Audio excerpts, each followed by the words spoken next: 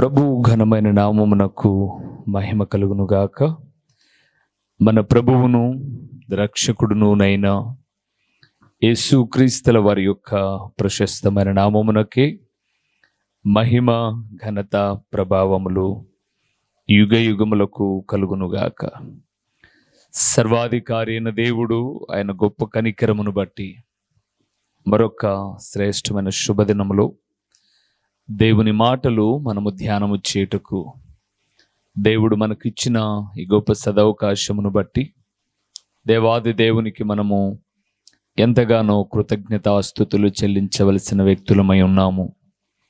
అదే సమయంలో ప్రతిదినము దేవుని వాక్యం వింటూ నూతనమైన ఆశీర్వాదాలు ఎన్నింటినో దినదినము ఆధ్యాత్మిక పరిపక్వతలో పొందుకుంటూ ఉన్నాం.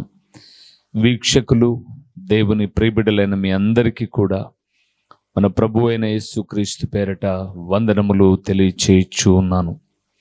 దేవుని వాక్యమును ఎంతగానో ప్రేమిస్తూ సంవత్సరాలు జరుగుచూ ఉండగా దేవుని కార్యములు నూతనపరచబడుతూ దినదినము వాక్యములో ఆత్మీయముగా బలపరచబడుతూ ఉన్నటువంటి దేవుని ప్రియబిడ్డలైన మీ అందరికీ కూడా నిండు వందనములు మరొక్కసారి తెలియచేయుచున్నాను.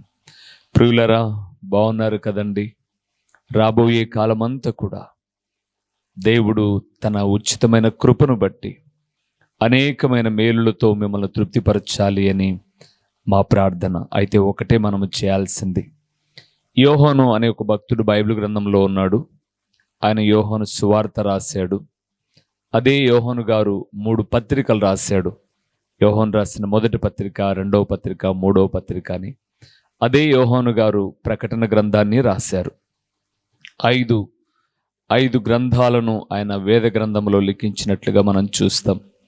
ఆ యోహాను భక్తుడు 3వ పత్రికలో మాట్లాడుతూ, ప్రియుడా, నీ ఆత్మ వర్ధిల్లుచున్న ప్రకారము నీవు అన్ని విషయములలో వర్ధిల్లి సుఖముగాను సౌఖ్యముగాను ఉండాలి అని నేను కోరుకుంటున్నాను అన్నాడు. ఒక వ్యక్తి ఆత్మీయముగా వర్ధిల్లాడు అనంటే శారీరకంగా అతను ఆరోగ్యములోను సుఖ సంతోషాలలోను వర్ధిల్లుతాడు అని ఆయన చెప్పాడు. కాబట్టి ప్రియులారా, కేవలం మీరు ఈ టీవీ ప్రసంగాలను భౌతికమైన ఆశీర్వాదాల కొరకు మాత్రమే ఉపయోగించుకోమాకండి. భౌతికమైన ఆశీర్వాదాలంటే మూయబడిన గర్భాలు తెరవబడతాయి, నడిచొచ్చో కొడుకు పుడతాడు, ఇలాంటి వాక్యానికి విధేయులు కాకోకుండా భౌతికమైన ఆశలు చూపేటటువంటి ఆలోచన విధానంలోనికి మీరు వెళ్ళొద్దు అని నేను మనవి చేస్తూ ఉన్నాను.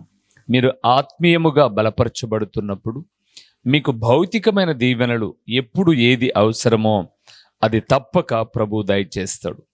ఈ దినమున ప్రభు మనతో మాట్లాడుతున్నటువంటి అంశభాగము ఏమిటి అనగా, దేవుని శాంతిపరచుటకు ఏమి చేయాలి?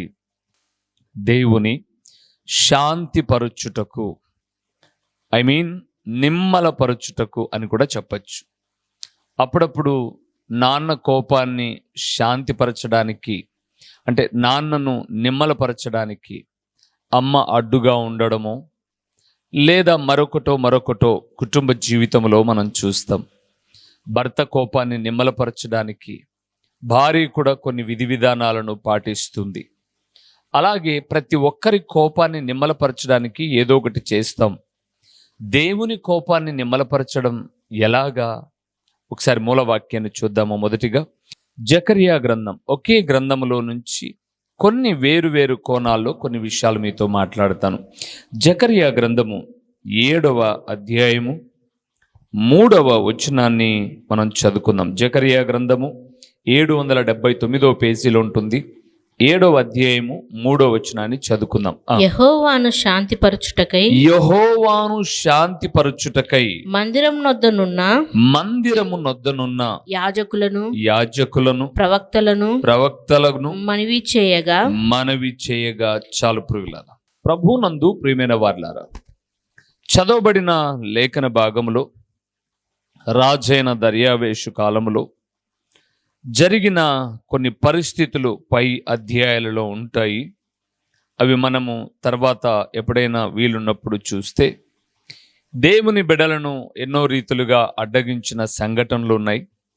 దారి తప్పినటువంటి దేవుని పిల్లల యొక్క విధానాలు ఉన్నాయి. దేవుని కోపము రగులుకున్నప్పుడు జకర్యా 7వ అధ్యాయము 3వ నెలలో 3వ వచనంలో మాట్లాడుతున్న మాట ఏంటంటే, యెహోవాను శాంతిపరచుటకై అని ప్రారంభించారు. దానికి యాజకులు కొన్నింటిని చేయాలి అని కూడా తర్వాత విషయాలలో మనం చూస్తాం. అయితే ప్రభునందు ప్రియమైన వారలారా, యెహోవాను శాంతిపరచుటకు ఏమి చేయాలి, ఏమి చేస్తే ఆయన శాంతి పడతాడు అంటే నిమ్మల పడతాడు. అందుకే నా పోలికలలో ఎప్పుడు కూడా ఒక తండ్రినో, ఒక తల్లినో, ఒక కుటుంబపు పెద్దనో, ఒక భార్యనో, ఒక భర్తనో, ఒక అధికారినో కొంత ముందు పెట్టి అర్థమయ్యడానికి వివరిస్తూ ఉంటాను.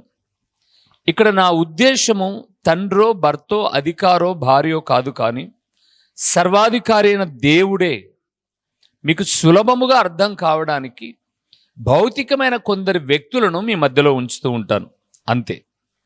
ఇక్కడ అన్నాడు, దేవుని శాంతిపరచుటకై యాజకులు లేదా సమాజము, మనుషులు, ప్రజలు ఏమి చేయాలి, ఏమి చేస్తే ఆయన నిమ్మల పడతాడు, ఏది చేస్తే ఆయనను శాంతిపరచవచ్చు అని చూస్తే ఇదే 7వ అధ్యాయములో ఆయనను శాంతిపరచుట కొరకు అలనాడు రాజైన దర్యావేషు ఏలుబడి యందు 4వ సంవత్సరంలో కిస్లేవు అను 9వ నెల 4వ దినమున బేతేలు వారు షెరెజెరును రెగెమెల్ను తమ వారిని పంపి వారు దుఃఖించి ఉపవాసం ఉండి చేసిన కొన్ని పనులు దేవుని శాంతిపరచడానికి ఏవేవి అని మనం చూస్తే 7వ అధ్యాయం 5వ వచనానికి వెళ్దాం. అక్కడే ఉంటాయి ప్రియులారా, అన్ని 7వ అధ్యాయంలోనే మనం మాట్లాడుకోబోతున్నాం.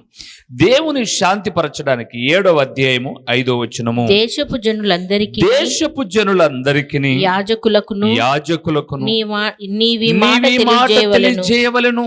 ఈ జరిగిన 70 సంవత్సరములు ఏటేటా 5వ నెలను 7వ నెలను మీరు ఉపవాసముండి దుఃఖము సలుపుచు వచ్చినప్పుడు నా యందు భక్తి కలిగి ఉపవాసం ఉంటిరా అని ఒక ప్రశ్నార్థకమైన గుర్తు వేశాడు.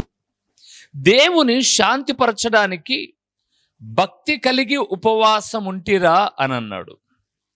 అక్కడ అంటాడు, మీరు ఆహారము పుచ్చుకొనినప్పుడు, ఉపవాసం ఉన్నప్పుడు మీ స్వప్రయోజనమునకే కదా మీరున్నారు అన్నాడు. ప్రియులారా, ఒక మాట మీకు జ్ఞాపకం చేస్తాను. పిల్లల మీద తల్లిదండ్రులు కోపగుచ్చుకున్నప్పుడు తల్లిదండ్రులను శాంతిపరచడానికి పిల్లలు అనుకువను ఆహారాన్ని కొంచెం ప్రక్కన పెట్టి నన్ను క్షమించు అని అడిగారు అని అంటే తండ్రి మెత్తబడినట్టుగా ఇక్కడ దేవుని వాక్యం చెప్తుంది. దేవుని శాంతిపరచుటకట దేశపు జనులు, యాజకులు వీరందరూ కూడా భక్తి కలిగి ఉపవాసం ఉండాలి. కానీ వీళ్ళేం చేశారంటే భక్తి కలిగి ఉపవాసం ఉన్నప్పుడు తమ స్వప్రయోజనము కొరకు ఉన్నారు, దేవుణ్ణి శాంతిపరచడానికి కాదు. ఈరోజు ప్రభునందు ప్రియులారా, ఉపవాసం అంటే ఏంటో మీకు తెలుసా? ఈరోజు చాలా మందికి ఉపవాసం యొక్క అర్థము తెలియకుండానే ఉపవాసం ఉన్నారు. నేను విమర్శిస్తున్నాను అనుకోమాకండి. నా సందేశాలు విమర్శనాత్మకంగా ఉన్నట్టు ఉన్నా మీరు ఆలోచన చేయగలిగితే అందులో చాలా ఆత్మీయ అర్థాలు దాగి ఉన్నాయి ప్రియులారా. ఉపవాసమున కొరకే ఒక అధ్యాయం ఉంది బైబిల్ గ్రంథంలో, యెషయా గ్రంథం 58వ అధ్యాయం. ఏ రీతిగా ఉపవాసం ఉండాలో అక్కడ చెబుతూ వచ్చాడు. మీరు ఉపవాసం ఉన్నప్పుడు మీ ఆహారం మిగులుతుంది, మీ పని బాటలు యథావిధిగా మీరు చేసుకుంటూ ఉన్నారు. అది నాకు ఇష్టమైన ఉపవాసమా అన్నాడు. మీరు ఉపవాసం ఉన్నప్పుడు మీరు తినాలనుకున్న ఆహారము మిగిలింది కదా, అది ఆకలిగొనిన వారికి పెడుతున్నారా అన్నాడు. ఏమంటే మిమ్మల్ని అడుగుతున్నాను, చాలామంది మేము వారానికి ఒకరోజు ఉపవాసం ఉంటాం. నాతో కూడా చాలామంది చెప్తారన్నా ప్రతి శుక్రవారం మేము ఉపవాసం ఉంటామన్నా. లేదా ప్రతి మంగళవారం మేము ఉపవాసం ఉంటాం, లేదు ఏదో ఒక రోజు మేము ఉపవాసం ఉంటాం. గుడ్, ఉపవాసం ఉండడం తప్పేం కాదు. ఉపవాసం ఉన్నప్పుడు నువ్వు ఎక్కడుంటున్నావు? ఉప ప్లస్ వాసము అంటే దేవునికి దగ్గరగా చేసేదే ఉపవాసం. మీకు అర్థం కావడానికి చెప్తాను.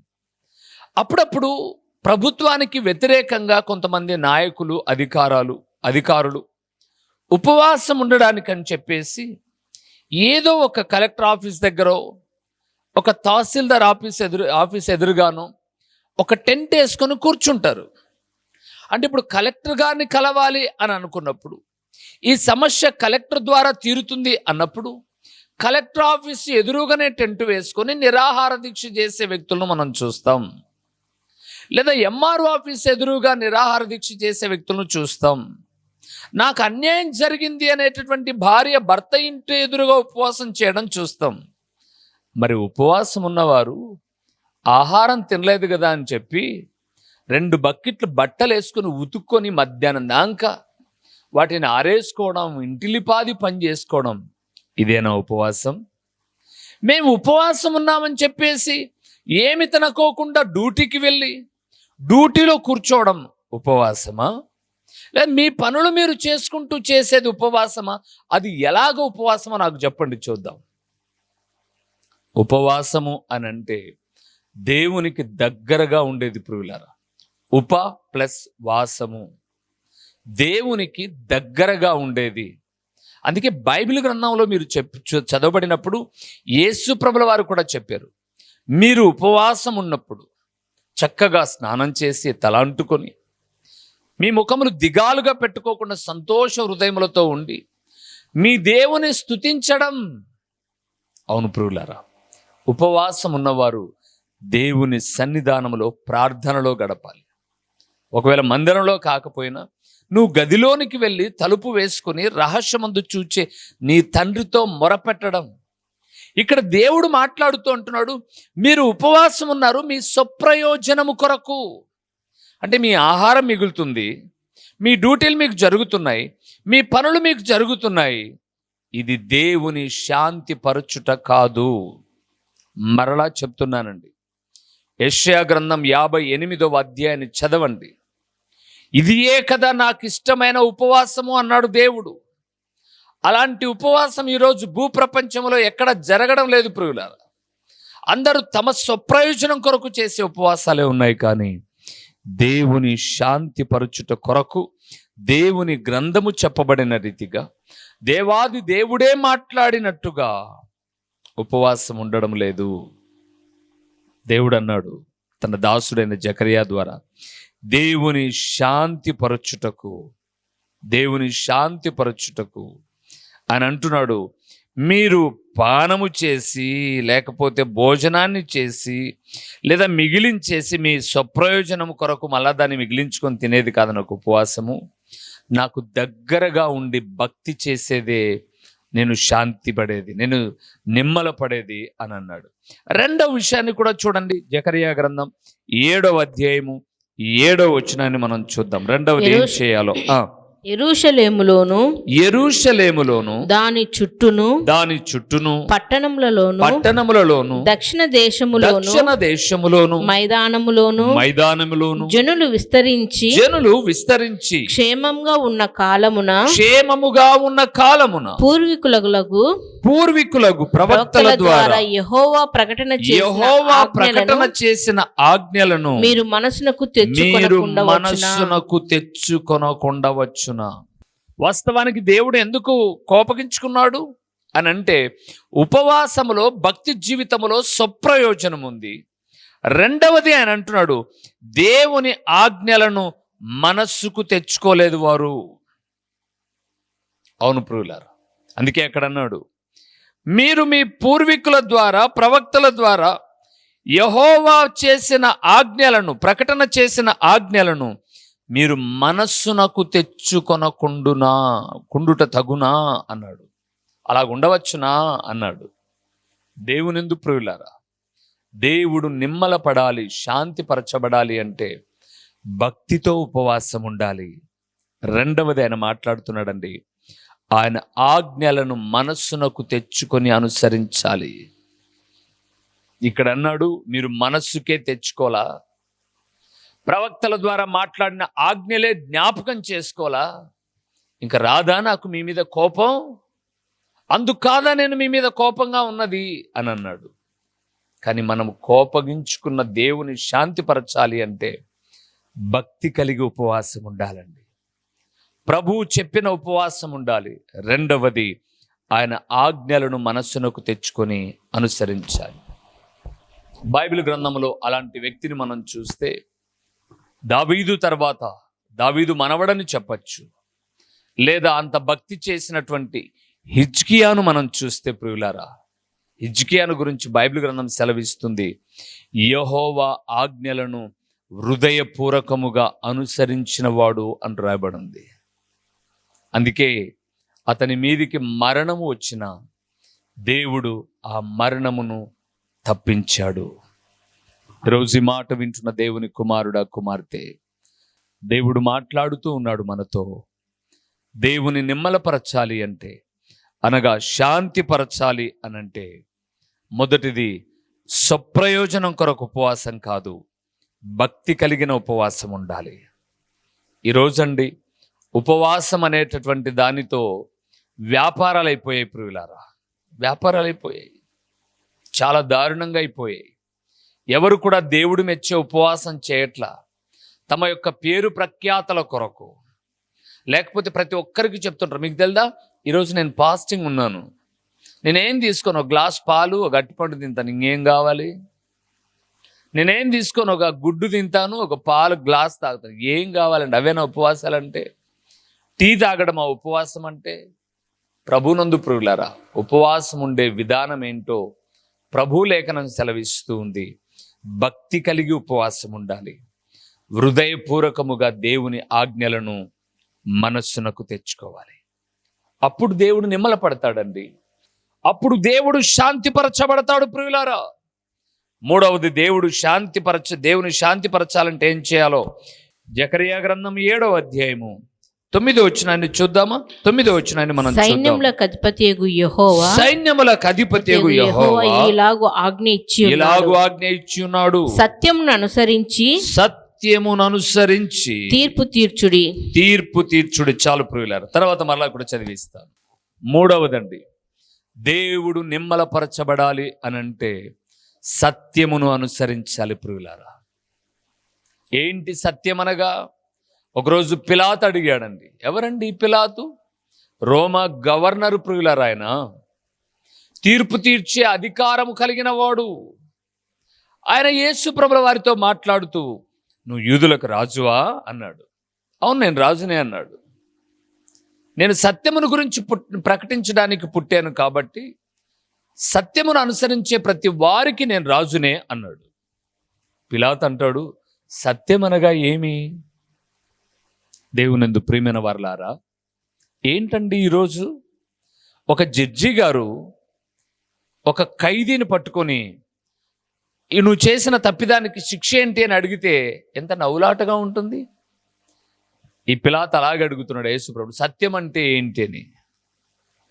యేసుప్రభుల వారు చెప్పారు, సత్యం అనగా లేఖనం సెలవిస్తుంది, నీ ఎదుటుగా ఉన్న నేనే సత్యం, నిజం. యోహోను అనే భక్తుడు 17వ అధ్యాయంలో మాట్లాడుతూ అంటాడు, సత్యమందు వారిని ప్రతిష్ఠ చేయుము, నీ వాక్యమే సత్యము అన్నాడు. దేవునందు నాకు ప్రియమైన వారలారా, ఈరోజు దేవుడు మాట్లాడుతున్నాడు. దేవుని నిమ్మలపరచాలి అనగా శాంతిపరచాలి అంటే భక్తి కలిగిన ఉపవాసం ఉండాలి. రెండవది, దేవుని ఆజ్ఞలు మనస్సులో పెట్టుకోవాలి. మూడవది, వాక్యము అనగా సత్యమును అనుసరించాలి ప్రియులారా. ఈరోజు చాలా మంది కుటుంబాల మీద దేవుని కనికరమే ఉంది కాబట్టి మరొక శుభ దినాలను మనం అనుభవిస్తూ ఉన్నాం, శుభాశిష్యులు పొందుకుంటూ ఉన్నాం. అయితే దేవుడు అడుగుతున్నాడు, సత్యమును అనుసరిస్తున్నారా మీరు? అసత్యములో నడుస్తున్నారా? సత్యములో అనగా వాక్యానుసారముగా నడచడం ప్రియులారా. సత్యమును అనుసరించాలి. నాలుగవది చూద్దామా? అక్కడ 7వ అధ్యాయం 9వ వచనంలో, జకరియా గ్రంథం 7వ అధ్యాయము 9వ వచనాన్ని మనం చూద్దాం.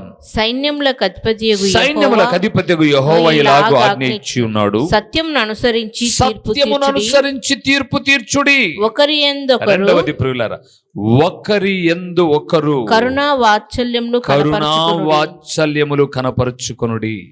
4వదండి, దేవుడు మాట్లాడుతున్నాడు, ఒకరి యందు ఒకరు కరుణా వాత్సల్యములు కనపరుచుకొనుడి. ఈరోజు ప్రభునందు ప్రియులారా, ఒకే స్థానిక సంఘములో ఆరాధన చేస్తున్న ఒకరి ఎడల ఒకరికి కరుణ లేదు. అధికార వాంఛలున్నాయి ప్రియులారా, అధికారము కొరకు ప్రాకులాటలున్నాయే తప్ప ఒకరి ఎడల ఒకరికి కనికరాలు లేవు. ఒకరి ఎడల ఒకరికి వాత్సల్యం, ప్రేమలు లేవు. అవునండి, దేవుని వాక్యము చెప్తున్నది అక్షర సత్యం ప్రియులారా. ఒకే సంఘములో ఉన్న ఒకరి మీద ఒకరికి కరుణా వాత్సల్యతలు చూపడం లేదు. తమ అధికార జులుమును ప్రదర్శిస్తూ ఉన్నారు. ఒక సోదరి నాతో మాట్లాడింది ప్రభునందు ప్రియులారా, అన్న మేము ఒక పెద్ద చర్చికి వెళ్తామన్నా. గుడ్, మంచిదే అమ్మా, మంచి వాక్యం కూడా మేము వింటాం, మంచిదే అమ్మా. ఎంతమంది వెళ్తారు మీ చర్చికి? దగ్గర ఒక 1500-2000 మంది వెళ్తారన్న. మంచిది, ఇంకేంటి? ఆమె అంటుంది, మా చర్చిలో కొంతమంది పేదవాళ్ళు ఉన్నారన్న, మా చర్చిలో కొంతమంది చిన్న చిన్న పనులు చేసుకునే వాళ్ళు ఉన్నారు, వాళ్ళని అసలుకు మాట్లాడనివ్వరంట మా చర్చిలో, వాళ్ళను ఎక్కడ కూడా నిలబెట్టనివ్వరు సరిగా. మీరు పక్కకి వెళ్ళండి అని అంటారు. గొప్ప గొప్ప వాళ్ళకే పీఠాలు వేస్తారన్న. ఎంత విడ్డూరం!